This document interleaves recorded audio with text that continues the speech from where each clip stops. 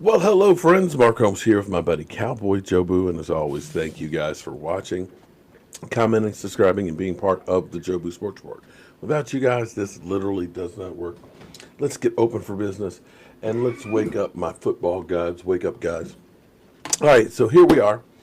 It's football Sunday. We didn't have our Dallas Cowboys playing, of course, today. We got a chance to sit back, relax, and now the Eagles. Congratulations to you. You beat Buffalo, and you are now 4 wins, 4 losses at 500.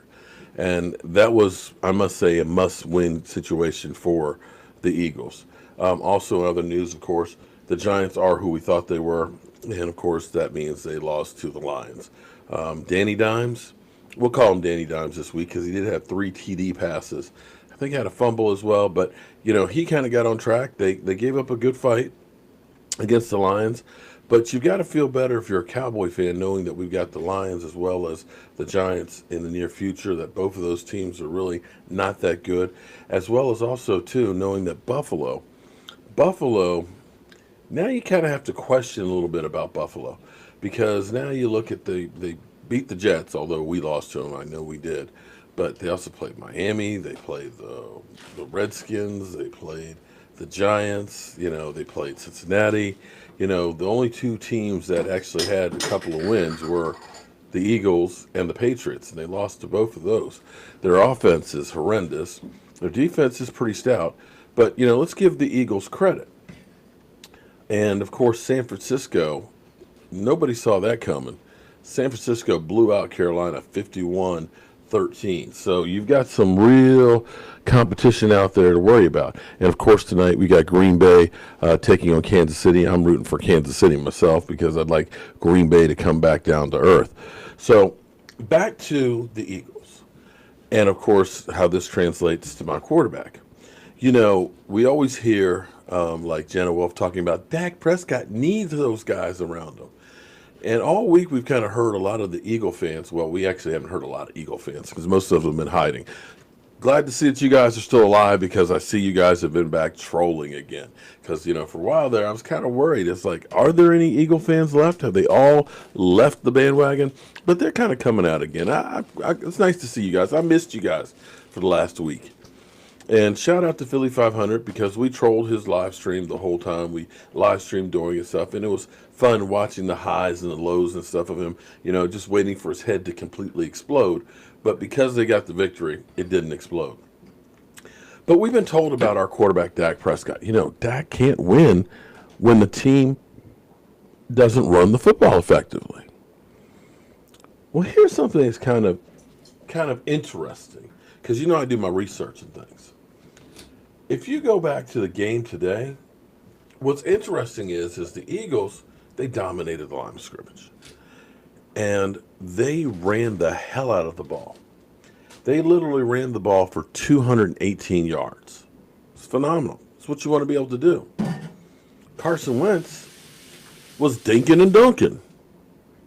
Dinking and dunking. More screen passes than anything. In fact, one of his big pass plays was a screen pass, I think, that went for 25 yards. So when you think about him throwing for only, how many yards was that again? Passing yards? 153. One of them was a screen pass. It's not a whole lot of yards. But he'll get the credit. I'm sure Philly's talking about the North Dakota assassin. He double moonwalked on Buffalo. I know that's what he's saying right now. But 153 yards?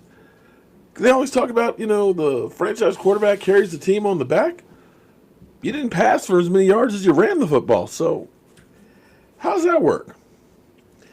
And they'll just say, well, it was bad weather. Because that's what Philly's going to say. Man, the wind was blowing like crazy. And it was raining. And okay. But here's another one. Because you've had 2 great wins this season, Eagles. You had this one. And you had Green Bay. And when you go back to the Green Bay game, something else happened in that game too. You ran for 189 yards. But you only passed for, passing yards, 160. Your big wins this season, You've run for the more yardage than you've passed. Let's go a little bit deeper, because we're told that, Carson Wentz, MVP candidate, he got robbed. He was doing some incredible stuff. That Carson Wentz, he had the team on his back. But did he? Did he really? Because what seems to be lost in that whole mix was like the trade they made for guys like J.H.I. and that running game.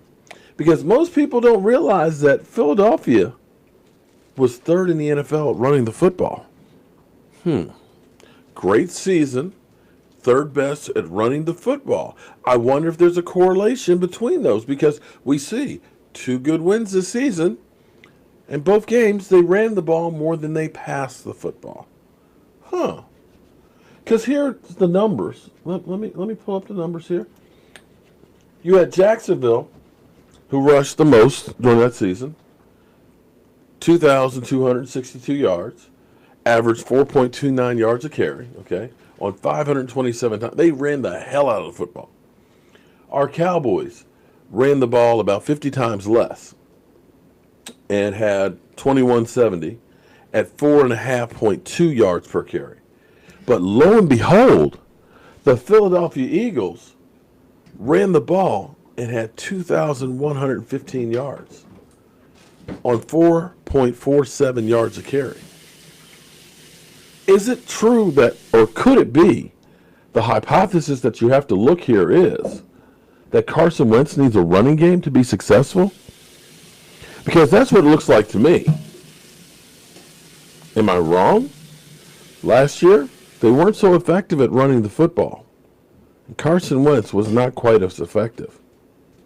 He was 5-6. And through the course of the last season and a half, he's 9-10. Just something to think about, as they tell you that Dak Prescott has to have Zeke Elliott in the running game to win. But I dare say that most teams have to have some kind of a running game to be balanced. So, on to watching the Packers and KC tonight. I'm Mark Holmes, and I know the Eagle fans, I had to get you some red meat. I had to throw something at you for you guys to come jump at me, because, I just want to welcome you guys back to the community now that it's safe for you guys to come out. I'm Mark Holmes, and tomorrow begins Hate Week. So, Rashid, buddy, it's nothing personal. It's only business here. I'll see you soon.